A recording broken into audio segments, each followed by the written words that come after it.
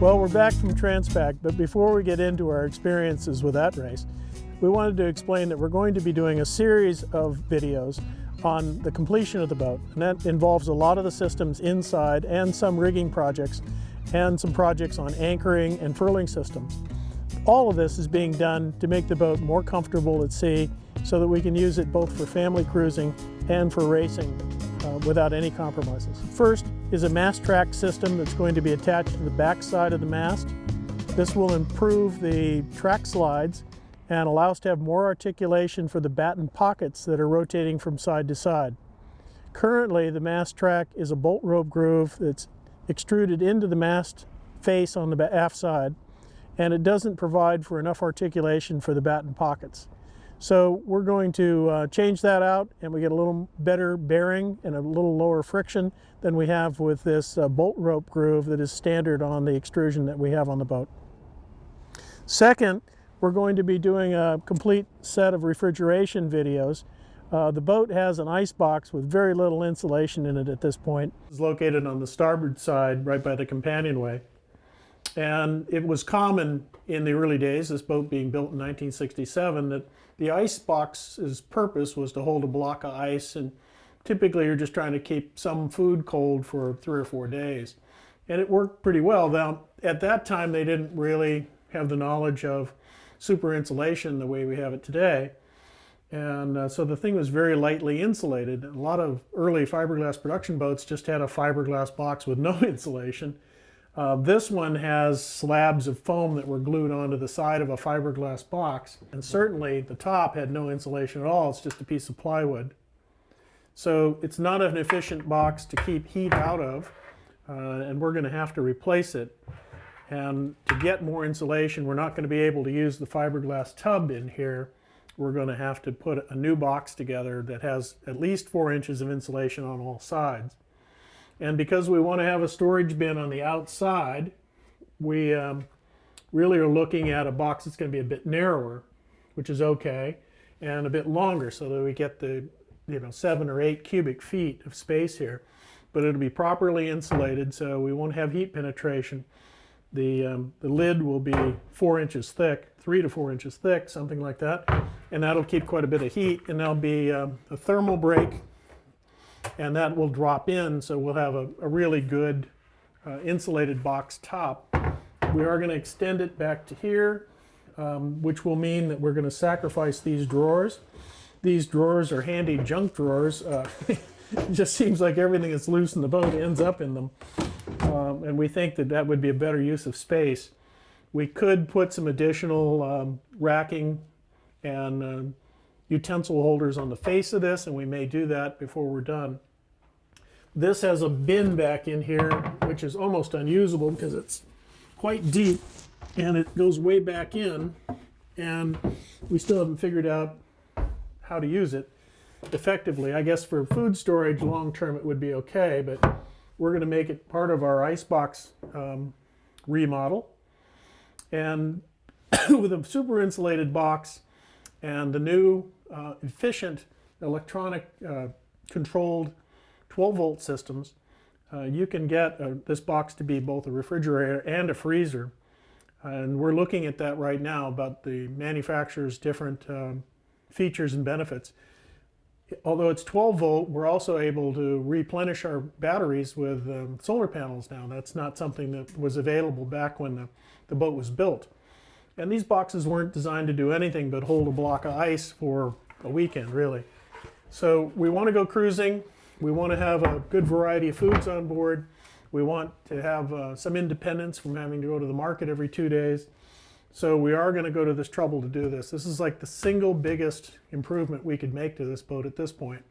We've done a lot of things to the boat, and we are losing a little storage, but we have to remember that in our pilot berths and our settees, the settee used to pull out and you lost all the space under it. So by doing the things in the structural work that we did, we actually gained cubic feet of dry storage forward of the galley. So now we can define the galley as specific to the need of having the refrigeration that we can put all of our food in, and that would hold us for an entire Transpac of prepared meals. So really excited about that project. It's going to be a lot of work, big change, but I can't live with an uninsulated box that's going to chew up that much power to keep things cold. And it's a hassle hauling ice, so we're not going to do that. And so it's going to take a major modification of this side of the boat to get us what we want. Now we do lose some storage space, so we're going to have to be really crafty about what we do outboard so that we can get the same amount of equipment and cooking utensils or whatever else we're putting in here in the side of the boat. We have a number of drawers under the pilot berth, but we also added this, which is the space under what was the sliding settee. And then we have the space behind the settee, which is a nice space back under here. And you can put quite a bit of gear in there in all these bins and get access to it.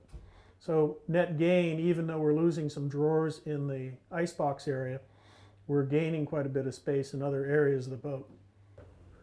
Well, here we have the other side of the galley on the port side. And this kind of shows you where we were when we started the race. We were pretty much throwing the boat together at this time. Because we were working with dehydrated foods, we needed a way to boil some water. And somebody suggested that we get one of these MSR stoves, which is really a camping stove.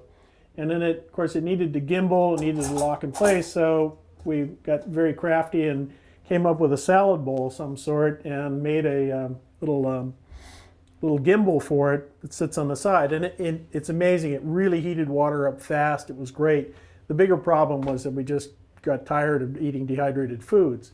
But it was really good for coffee and hot chocolate and all that. And I think somewhere in this galley, we're going to keep something like this, a fast heating element like this. This works off of propane and acetylene. Probably not the greatest thing to have in an enclosed space, but the ventilation in the boat was always open. We put some fiddles in here, some of which survived the race and some of which didn't. And we were just trying to make sure that we could use that space for light goods. In the end, we're going to end up back to a two-burner stove with an oven in it. We'll have storage behind it. We're going to take and perhaps do a fiberglass molding here, so we mold the sink in and it'll have its own drain board so that it'll drain into the molded sink. And I think we can do that as a one-piece fiberglass molding. We'll tear this one out. On this side, we'd like to retain as much of the drawers as we can because this is really where the utensils go. So we're going to either raise this up a little bit to get the pitch we want for the draining. And the other thing we learned is that, when you're trying to prepare food, whether it's a cup of coffee or a mug of coffee, or even pouring hot water in a bowl, you still need one hand for the boat. And you hang on like this and you get this broken out of the stove, and then you have to pour. And we didn't have a really good place to brace everything, so we would clean the sink out and kind of put things in the sink, but they were still sliding around. So one of the inserts we're going to have for our little molded drain board will be something where you can place bowls and have them securely held, or place mugs. And we're going to work on those templates on top of that so that when you're at sea, this can be used without risking burning yourself or making a mess. And we were making a mess every time we made something to eat. So anyway, that was a big difference. We had one little hand pump here that we used for pumping salt water, which we picked up from an intake forward to the head discharge.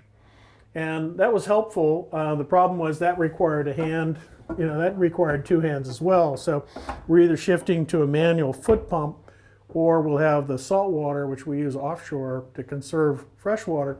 We will have it on a pressure pump, so you simply step on a valve on the floor and it'll provide you with water to rinse out the dishes.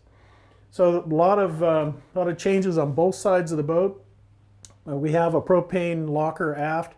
Propane's not quite as efficient as the propane acetylene, but we may use that in another capacity. We may build a bracket back here and have that fast heating water system a little more refined than it is right now, held back here or over here on one of the posts for the galley table. So again, another big project, really essential to trying to make the boat more livable. This is fine if you're staying in the marina, but if you're offshore, or you're going coastal passages, or even across to Hawaii again, we're going to have to make some significant improvements to make this boat safer and more livable. We want to go through those things in coming episodes. We'll show you the details of the materials we're using, how we're getting a really good finish level for this boat, and it'll be much more comfortable for family cruising and for racing on the long distance events like Transpac.